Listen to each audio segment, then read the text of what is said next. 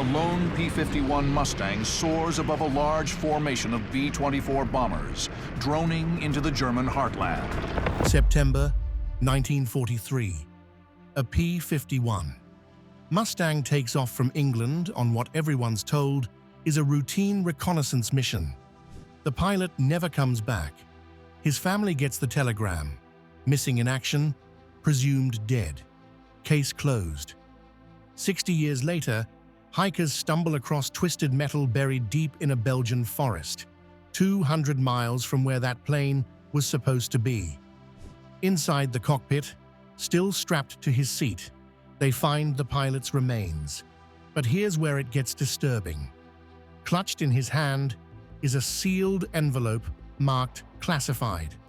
The bullet holes in the fuselage don't match enemy fighter patterns. And when investigators finally crack open those documents, they discover this wasn't a reconnaissance mission at all. This pilot died protecting a secret so explosive, the military buried it for 6 decades. A conspiracy that went all the way to the top. And what really happened to Lieutenant Robert Mitchell is worse than anyone imagined. Captain David Mitchell had been staring at the same stack of personnel files for 20 minutes when his phone rang. As the Army Air Force's liaison to the Joint Missing Personnel Accounting Agency, he'd grown used to cold cases that went nowhere. Most discoveries turned out to be civilian wreckage or misidentified hardware from conflicts decades after World War II. This call felt different. The voice on the other end belonged to Detective Laurent Dubois with the Belgian Federal Police. Aircraft wreckage, tail number tracing back to a Lieutenant Robert Mitchell. Reported missing September 1943. David's pen stopped moving. Mitchell wasn't an uncommon surname, but the timing made his chest tighten. His grandfather had been Robert Mitchell, Bobby to his friends, missing since 1943. Hikers had found the wreckage in the Ardennes forest, about 40 kilometers southeast of Bastogne. It appeared to be a P-51 Mustang. The registration traced directly to David's agency. But there was something else. Personal effects in the cockpit, a wallet, some photographs, and what appeared to be military documents. David pulled up the database, fingers moving quickly across the keyboard. The tail number populated a file he'd never seen before, marked with classification levels that required authorization above his clearance. He'd be on the next flight to Brussels. But after hanging up, David sat in his Dover Air Force Base office, trying to process what he'd just learned, his grandfather's plane. After 60 years, Bobby Mitchell was coming home. Something felt wrong about the location. David pulled out his personal files, the ones his grandmother Sarah had given him before she died 5 years earlier. The last letter from the War Department, dated October 15, 1943, stated that Lieutenant Mitchell had been lost during a reconnaissance mission over northern France. The search area had been concentrated around Amiens, nearly 200 miles from where the wreckage was actually found. David opened his grandfather's personnel file from the family records. Bobby had been 24 when he disappeared, a fighter pilot with the 357th Fighter Group, married 8 months to David's grandmother. No children yet. David's father wouldn't be born until 1946, 2 years after Sarah remarried. The official story had always been simple: routine mission. Plane never returned. Presumed shot down by enemy fighters. A clean military death that qualified the family for benefits and gave them a folded flag to remember him by. But if Bobby had been flying reconnaissance over Amiens, what was his plane doing in the Belgian Ardennes? David picked up his phone and dialed Colonel Janet Thornton's direct line. As head of Historical Records Review, she had access to classified files that might explain the discrepancy. Her response wasn't what he expected. She couldn't discuss classified historical records, even with family members.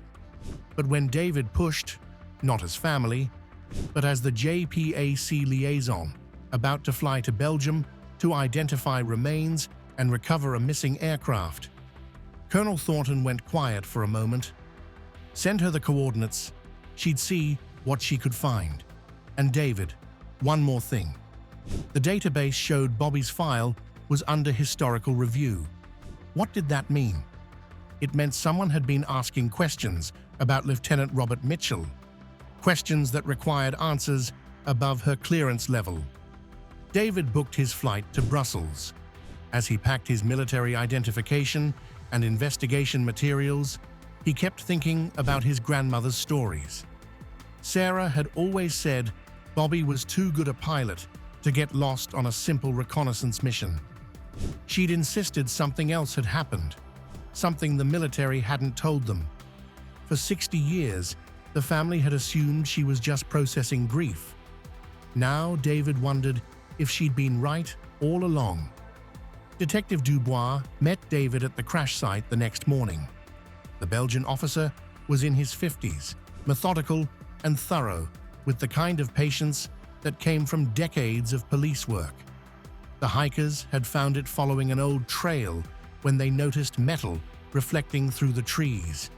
The wreckage was more intact than David had expected. The P-51 had crashed nose first into a steep hillside, the impact driving the engine deep into the ground but leaving the tail section and cockpit relatively preserved. 60 years of weather and forest growth had covered much of the aircraft, but the distinctive silhouette was unmistakable. No fire damage, David observed. That was unusual for a combat loss. The forensics team had noticed that as well. Also, the bullet damage patterns were strange. Dubois led David to the aircraft's fuselage, pointing to a series of holes along the port side. These impacts came from below and behind, not from enemy fighters attacking from above or head-on. David knelt beside the wreckage, examining the bullet holes. His training in aircraft accident investigation had taught him to read impact patterns.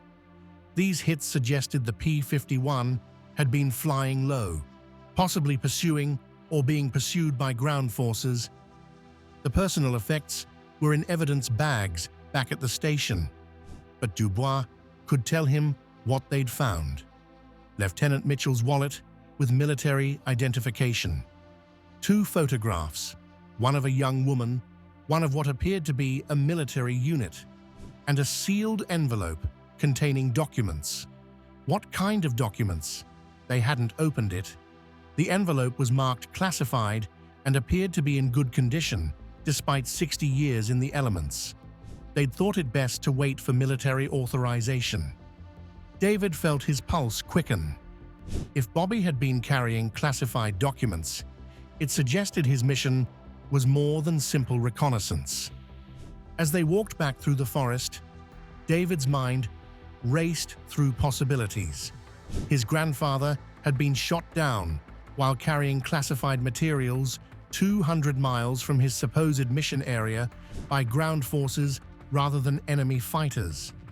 Either Lieutenant Robert Mitchell had been involved in something far more significant than reconnaissance, or someone had been lying to his family for 60 years. The Belgian Federal Police Station was a modern building that contrasted sharply with the medieval architecture of the surrounding town. Detective Dubois led David through a maze of corridors to the evidence room where Bobby Mitchell's personal effects were laid out on a steel examination table.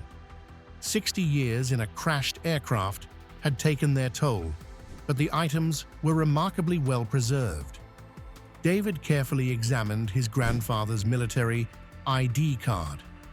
The photograph showed a young man with serious eyes and the kind of determined expression common in wartime portraits. It was strange seeing Bobby's face for the first time as a peer rather than through the lens of family mythology. The first photograph was of his grandmother Sarah, young and smiling, wearing a dress David recognized from family albums. The second photograph was more interesting. A group of military personnel standing in front of what appeared to be a British airfield. Bobby was in the center, but David didn't recognize the other faces. "This unit photo," David said, studying the image carefully. "These aren't all pilots. How could he tell? The uniforms. Some were Army Air Forces, but others were different. British, maybe Free French. And this man here," David pointed to a figure in civilian clothes. "He's not military at all." The implications were troubling. If Bobby had been photographed with an international group that included civilians, it suggested involvement in something beyond standard fighter operations. Before David could examine the sealed envelope, his phone rang.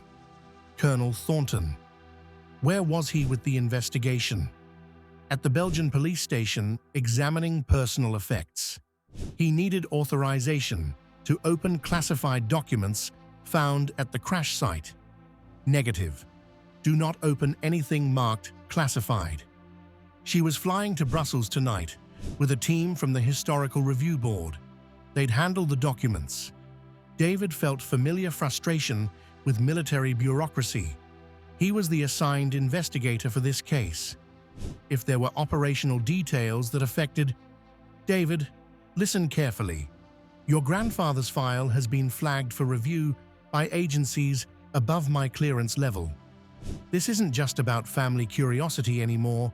There are national security implications." "What kind of implications?"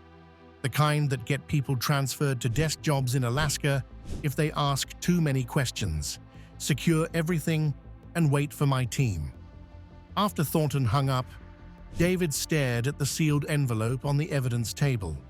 Whatever was inside had been important enough for Bobby to carry on his final mission, and significant enough to still warrant classification 60 years later. Dubois leaned against the wall, studying David's expression. "But you're not the type to wait, are you?" David considered his options. Officially, he should secure everything and wait. Unofficially, he was investigating his own grandfather's death and had legitimate authority as the JPAC liaison. What did Belgian evidence procedures require for military documents? If they were found in Belgian territory, they fell under Belgian jurisdiction until formally transferred to appropriate authorities, which could take days to arrange properly. And if a Belgian investigator happened to examine those documents as part of a crash investigation, that would be within standard procedure. Dubois carefully opened the sealed envelope using evidence protocols. Inside were 3 items: a typewritten mission briefing marked "Eyes Only," a hand-drawn map with coordinates marked in pencil, and a list of names with what appeared to be German addresses. David photographed everything with his phone before reading the documents in detail. The mission briefing made his blood run cold. Operation Nightingale. Classification: ultra secret. Primary objective: extraction of high-value intelligence assets from German POW facility. Secondary objective: destruction of facility to prevent reprisals. Flight route modified to avoid radar detection. Pilot: Lieutenant Robert Mitchell. Voluntary mission: expendable asset classification. Authority: Combined Chiefs of Staff. Backup: non-authorized. The hand-drawn map showed the crash site location, marked as Extraction Point Alpha. The coordinates matched exactly where the aircraft had been found. The list of names included Allied officers reported as prisoners of war, along with German camp locations. Several names were crossed out in red ink. "Mon Dieu," Dubois whispered. "Your grandfather was on a rescue mission." David felt the ground shift beneath everything he'd believed about Bobby's death. His grandfather hadn't been shot down during reconnaissance. He'd been flying a classified extraction mission to rescue Allied prisoners from a German camp. And according to the documents, it had been a suicide mission from the start. David's phone buzzed with a text from an unknown number. Stop digging. Some secrets are buried for good reasons. A friend. He showed the message to Dubois, who frowned. Someone knows you're investigating. Someone knows I'm getting close to the truth. David took additional photographs of the documents, then carefully replaced them in the envelope. Whatever his grandfather had died trying to accomplish, it was significant enough that people were still watching 60 years later. But here's the thing David didn't know yet. The secret Bobby died protecting wasn't just about a failed rescue mission. It was about something much darker, a betrayal that had cost countless Allied lives. And he was about to discover that his grandfather's death wasn't an accident at all. The archives of the University of Leuven contained one of Europe's most comprehensive collections of World War II documentation. Dr. Marie Vandenberg, the chief archivist, met David and Detective Dubois in a climate-controlled research room lined with filing cabinets that stretched from floor to ceiling. German POW facilities in the Ardennes region during 1943, she said, pulling several thick folders from a secured cabinet. They had documentation from Wehrmacht records captured after the war, plus testimony from local resistance fighters and liberated prisoners. David spread Bobby's hand-drawn map on the research table, comparing the coordinates with Dr. Vandenberg's official records. The location his grandfather had marked as Extraction Point Alpha corresponded to an area the Germans had designated as Stalag 17C, a small facility for captured Allied airmen. This camp is interesting. Unlike larger POW facilities, Stalag 17C held fewer than 50 prisoners. But according to resistance reports, these were not ordinary captives. What made them different? Intelligence officers, pilots who had been shot down while carrying sensitive information, men who knew things the Germans wanted to extract through interrogation. So Bobby wasn't just rescuing random prisoners, he was extracting intelligence assets who knew Allied secrets. It appears so. And look at this. Dr. Vandenberg produced a resistance report dated September 15, 1943, just 2 weeks before Bobby's disappearance. The local underground reported unusual activity at 17C, German officers arriving from Berlin, specialized interrogation equipment being delivered. They were preparing for something, David realized. Dr. Vandenberg spread additional documents across the table. The camp was evacuated on September 30th, 1943. All prisoners were transferred to unknown locations. No record exists of what happened to them. David checked Bobby's mission date against the evacuation timeline. His grandfather had attempted the extraction on September 28, 1943, just 2 days before the Germans emptied the camp. The timing can't be coincidental. Bobby was trying to get those prisoners out before they could be transferred somewhere worse. His phone rang. Colonel Thornton again. "David, where are you?" Following up on historical records related to the crash investigation. She told him to wait for her team. They were landing in Brussels in 3 hours. "Janet, I found documentation about a German POW facility near the crash site. I think Bobby was..." "Stop right now. Whatever you think you found, you're dealing with information that remains sensitive to current operations." Current operations. This happened 60 years ago. Some secrets don't have expiration dates. Meet me at the embassy when I land. Bring everything you've collected and stop pursuing independent research. After hanging up, David returned to find Dr. Vandenberg and Detective Dubois examining a resistance fighter's personal diary from September 1943. "Captain, you need to see this entry." Dr. Vandenberg began translating from French. September 28, 1943. American plane shot down near 17C. Pilot attempted to reach camp, but was engaged by German patrol. Local fighters recovered pilot's body and buried him in forest. Germans searched for 3 days, but found nothing. Bobby made it to the ground alive. According to this account, yes, the resistance fighter writes that the pilot spoke English, carried American identification, and had detailed knowledge of the camp layout. Dr. Vandenberg continued translating. The resistance buried him with military honors in a marked grave. But here's the interesting part. The pilot gave them something before he died. A list of names and a message to pass to Allied intelligence. What was the message? Tell them the Nightingales are flying into a trap. The Germans know about extraction protocols. Bobby hadn't just died attempting a rescue mission. He died trying to warn Allied intelligence that their secret operations had been compromised. But the diary revealed something even more disturbing. The resistance fighter mentioned passing the information to a British intelligence officer who contacted him 3 days later. But the officer wasn't who he claimed to be. The man spoke perfect English and carried proper identification, but he asked questions no Allied officer should have known to ask. The resistance fighter suspected he was a German spy using captured credentials. David's phone buzzed with another anonymous text. Your grandfather died protecting secrets that could still get people killed.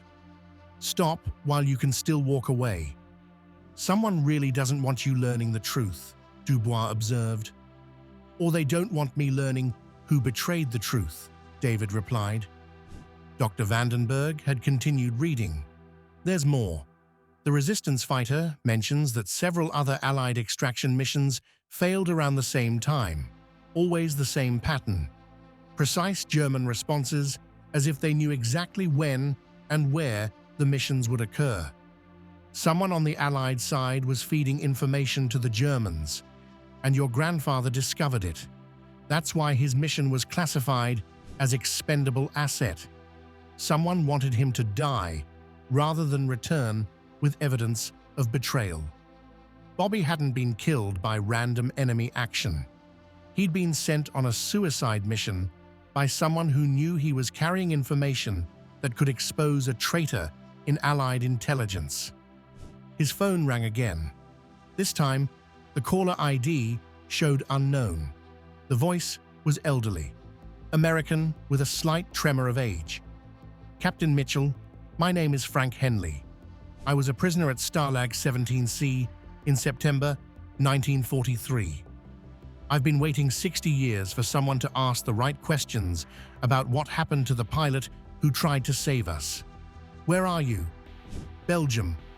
I came as soon as I heard about the plane being found.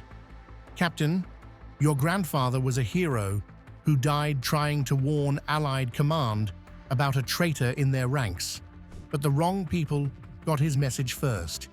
Can you meet with me? Already am. I'm in the hotel lobby downstairs. And Captain, I brought the list of names your grandfather died protecting. It's time the truth came out. In the space of 2 hours, David had discovered that his grandfather had died on a betrayed mission, trying to save prisoners from a compromised camp, carrying intelligence about Allied security breaches. And now, one of those prisoners was waiting downstairs with evidence that had been hidden for 60 years. The question was whether he could expose the truth before the same people who killed Bobby decided that his grandson had learned too much. Frank Henley was waiting in the hotel lobby, a man in his late 90s with clear eyes and the bearing of someone who had survived things that would break most people. When he saw David, he smiled with recognition that transcended decades. You look just like him. Bobby talked about his family constantly, said he was going to have children someday who would know their grandfather died for something that mattered. Frank's hotel room overlooked the cobblestone streets, but his attention was focused on a worn leather portfolio that had clearly been treasured for decades. "I've carried this for 60 years. Your grandfather made me promise that if I survived the war, I would keep these documents safe until someone came asking the right questions."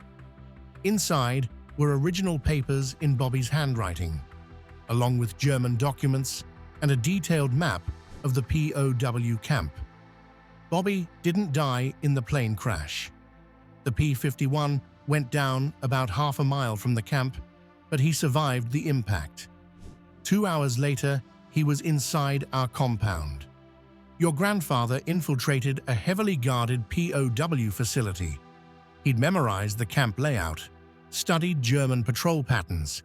He found me around midnight on September 28th. As the ranking Allied officer among the prisoners, Bobby came to me first. Frank pulled out a list written in Bobby's handwriting. Lieutenant Commander James Hartwell, Royal Navy cryptographer. Captain Ernst Müller, Free French Intelligence. Flight Lieutenant William Page, RAF Photo Reconnaissance. And Frank himself, Army Signal Corps, specializing in German radio intercepts. You all had intelligence about German operations. More than that, we'd all discovered the same thing. Someone in Allied intelligence was feeding the Germans our radio frequencies, our code protocols, and our mission details. The Germans needed to know exactly how much we'd learned. Bobby wasn't just rescuing prisoners. He was extracting witnesses to Allied intelligence betrayal. Exactly. Your grandfather knew about a drainage tunnel from the camp kitchen to outside the perimeter fence. The plan was to extract us one at a time over 3 nights. What went wrong? The Germans were waiting for us. Bobby started moving Lieutenant Commander Hartwell through the drainage tunnel when German guards surrounded both ends. They'd known about the escape route, the timing, exactly where to position their forces. David's phone buzzed with another anonymous text. "Meeting with old prisoners is dangerous for your health." 60 years later, and they're still trying to cover it up, Frank said bitterly. Frank pulled out a German document. "Bobby gave me this before the guards found him." A German intelligence report dated September 27, 1943, 1 day before Bobby's mission. Even without reading German, David could see Allied unit designations, radio frequencies, and mission times. That's why he was so determined to get this evidence back to Allied command even after the extraction failed. The German guards captured them around 0300 hours. They were brought back to the camp for immediate interrogation. But before the guards found him, your grandfather managed to complete one part of his mission. Frank pulled out a small cloth bundle. Inside was a military radio transmitter. Bobby carried this to maintain contact with Allied intelligence. Before he was captured, he transmitted everything he'd discovered about the compromised Allied operations. Who did he transmit to? Bobby was supposed to be in radio contact with a British intelligence officer codenamed Blackbird. But when Bobby tried to warn Blackbird about the German intelligence documents, the response he received proved that Blackbird was the source of the leak. Frank pulled out Bobby's final handwritten note. Blackbird compromised. Germans have full knowledge extraction protocols. Mission betrayed from inside. If I don't survive, investigate all missions authorized through Blackbird channel. Lieutenant R. Mitchell. Final transmission. 02:45 hours, 28th September, 1943. Mr. Henley, who was Blackbird? Someone with enough authority to authorize secret missions and enough access to classify the results when those missions failed. Someone who could arrange for your grandfather's records to remain buried for 60 years. David's phone rang. Colonel Thornton. David, I'm at the embassy. You need to get here immediately. Janet, I found evidence that Bobby's mission was compromised by Allied intelligence. Someone codenamed Blackbird was... Stop talking. Stop investigating. Get here now. That's a direct order." After hanging up, David looked at Frank Henley. "Your colonel doesn't want you learning about Blackbird. Why would that still matter 60 years later? Because some secrets don't die with the people who kept them. And because the people who inherited those secrets have been protecting them ever since." David realized he was facing the same choice his grandfather had faced 60 years earlier. Follow orders and let the truth stay buried, or risk everything to expose a conspiracy that had cost Allied lives. Frank leaned forward. "Captain, I'm 97 years old. I've kept your grandfather's secret for 6 decades, waiting for someone brave enough to honor his sacrifice by finishing what he started. Mr. Henley, will you testify to what you've told me? I've been waiting 60 years for someone to ask." Outside the hotel window, David noticed 2 men in dark suits standing across the street, watching the building entrance. But what David didn't know yet was that Frank Henley had one more revelation, one that would connect Bobby's 60-year-old mission to crimes still being committed today. Because Blackbird wasn't just a code name from World War II. Blackbird was still alive, still operating, and still eliminating anyone who got too close to the truth.